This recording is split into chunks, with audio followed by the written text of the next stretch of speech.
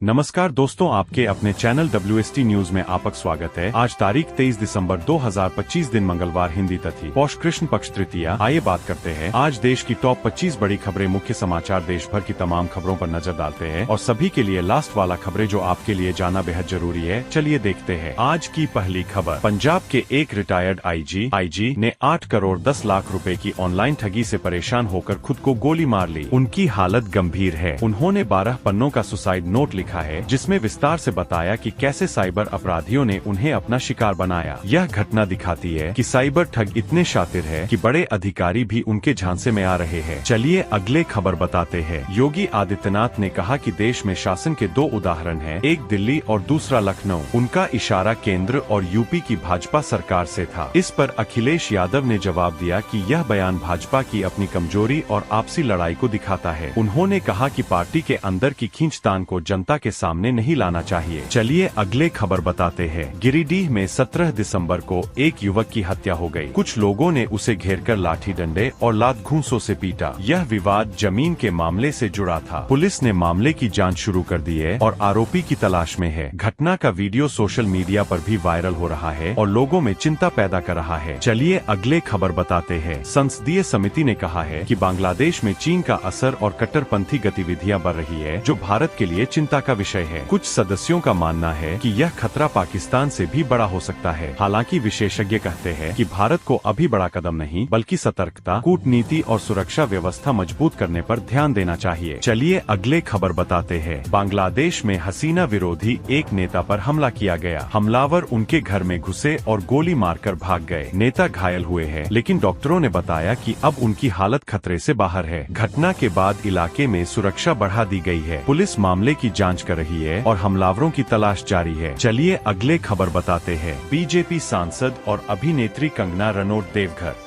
पहुंची और बाबा बैद्यनाथ धाम में पूजा अर्चना की। उन्होंने कहा कि उन्हें यहां आने का मौका पहली बार मिला है। कंगना ने मंदिर में दर्शन कर आशीर्वाद लिया और अपनी यात्रा को खास बताया। यह दौरा उनके लिए धार्मिक और व्यक्तिगत दोनों तरह से महत्वपूर्ण माना जा रहा है। चलिए अगले खबर बताते हैं। हावड़ा मुंबई रूट पर हाथियों के मूवमेंट के कारण कुछ ट्रेनें रद्द की गई है। चक्रधरपुर राउरकेला, हटिया राउरकेला और चाईबासा रूट पर 21 मेमू ट्रेनें 24 दिसंबर तक कैंसिल रहेंगी। रेलवे ने यात्रियों से अलर्ट रहने और यात्रा की योजना बदलने को कहा है। यह कदम हाथियों और ट्रेन दोनों की सुरक्षा के लिए उठाया गया है। चलिए अगले खबर बताते हैं। झारखंड में उत्तर पश्चिम से आने वाली बर्फीली हवाओं की वजह से ठंड बढ़ गई है। अगले 5 दिन 16 जिलों में कड़ाके की ठंड रहेगी। मौसम विभाग ने कल 15 जिलों में येलो अलर्ट जारी किया है। लोगों को सलाह दी गई है कि वे गर्म कपड़े पहनें और ठंड से बचाव के लिए सावधानी बरतें। ठंड के कारण सड़क और यातायात पर भी असर पड़ सकता है। चलिए अगले खबर बताते हैं। पाकिस्तान के सेना प्रमुख मुनीर ने कहा कि भारत के साथ टकराव के दौरान उन्हें अल्लाह की मदद मिली, वरना हालात और खराब हो सकते थे। उन्होंने यह बयान हालिया तनाव को लेकर दिया। इससे पहले मई में भारत ने जवाबी कार्रवाई में पाकिस्तान के 11 एयरबेस तबाह करने का दावा किया था। दोनों देशों के बीच तनाव अब भी चिंता का विषय बना हुआ है। चलिए अगले खबर बताते हैं। अरावली पर्वत बचाने के लिए राजस्थान के कई शहरों में लोग प्रदर्शन कर रहे हैं। जोधपुर में पुलिस ने लाठी चार्ज किया। सीकर में लोग हर्ष पर्वत पर चढ़कर विरोध जताए। कई जगह प्रदर्शनकारियों और पुलिस के बीच झड़प हुई। प्रशासन ने हालात पर नजर रखी है और कानून व्यवस्था बनाए रखने की कोशिश की जा रही है। लोग पर्वत बचाने के लिए संगठित है। चलिए अगले खबर बताते हैं। वर्ल्ड कप हार के बाद रोहित शर्मा ने कहा कि वह पूरी तरह टूट चुके थे और उन्होंने क्रिकेट छोड़ने का मन भी बना लिया था। यह हार ऑस्ट्रेलिया के खिलाफ खिताबी मुकाबले में हुई थी। उन्होंने अपनी भावनाओं को साझा करते हुए बताया कि हार का अनुभव उनके लिए बहुत कठिन था, लेकिन समय के साथ उन्होंने खुद को संभाला और खेल में वापसी की। चलिए अगले खबर बताते हैं। सामंथा, रुत प्रभु और निधि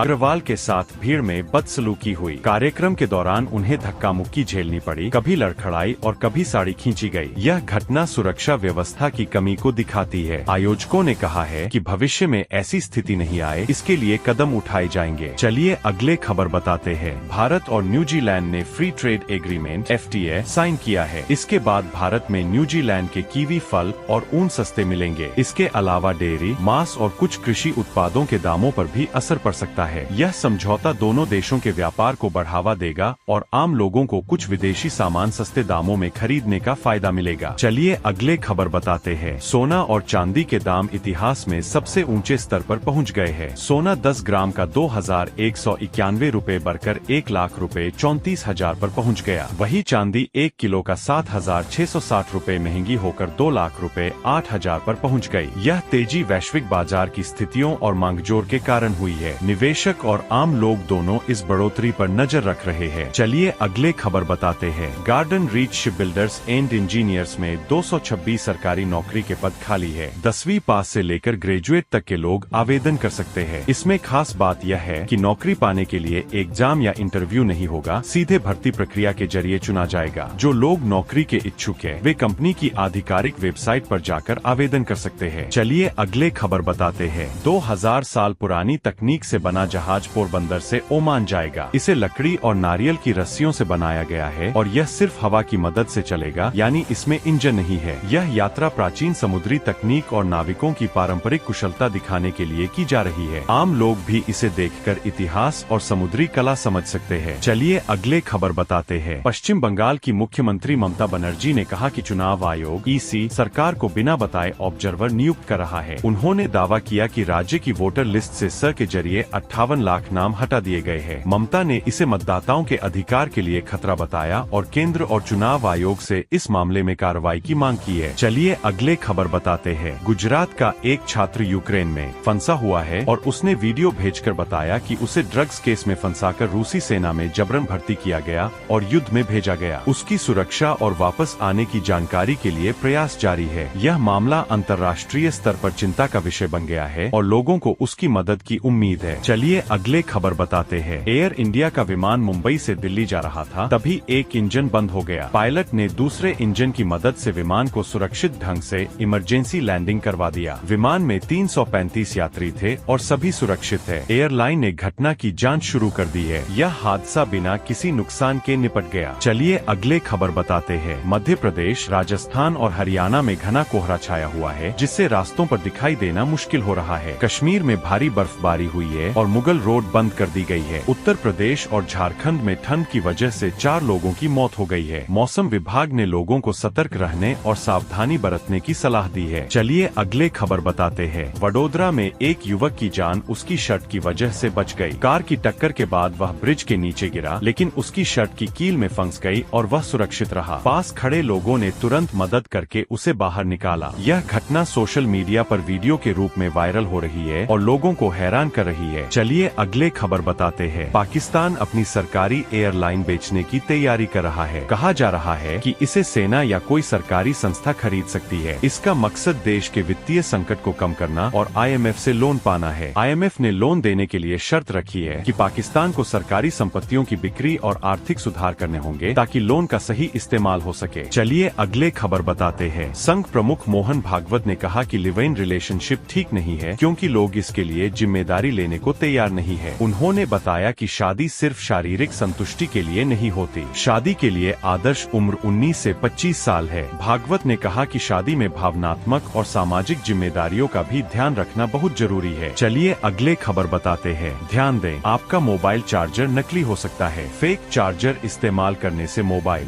बैटरी और आपकी सुरक्षा को नुकसान पहुंच सकता है। नकली चार्जर ओवरहीट हो सकता है, आग लगने का खतरा रहता है और बैटरी खराब कर सकता है। इसे पहचानने के लिए 11 संकेत है, जैसे वजन, लोगो, प्लास्टिक क्वालिटी और केबल की बनावट। असली चार्जर हमेशा सुरक्षित रहता है। अगर आप हर पल अपडेट रहना चाहते हैं और मेरे चैनल पर पहली बार आए हैं तो WST न्यूज को सब्सक्राइब कर ले और लाइक करे दे। अपनी कुछ सुझाव देना हो तो मुझे कमेंट करे, इससे मुझे मोटिवेशन मिलता है। चलिए मिलते हैं अगली वीडियो में, तब तक आप अपने परिवारजनों को ख्याल रखें। नमस्कार।